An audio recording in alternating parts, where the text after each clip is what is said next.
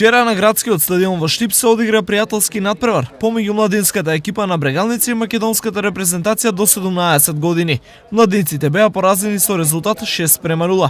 Според тренерот Христовски, резултатот е во втор план, затоа што најважно е подигање на формата и квалитетот на играчите. Некој солира, некој сака да се докажат, што беше погрешно, али се е тоа школа за нив. Мислам дека е позитивен, у секој смисла е позитивен надпревар, едино е негативен резултат. Селекторот на младинската репрезентација Ието Несими се заблагодари на гостопримството на Брегалница и најави подобри денови за македонскиот фудбал. Работата оди на позитивна насока, меѓутоа треба време да чекаме, не се идат резултатите на ноќ. Мислам треба овој систем да го носиме и понатаму, значи има позитивно одење, позитивна насока одат работите и веруваме дека за кратко време некои од младите селекции ќе ги видиме и на европските првенства.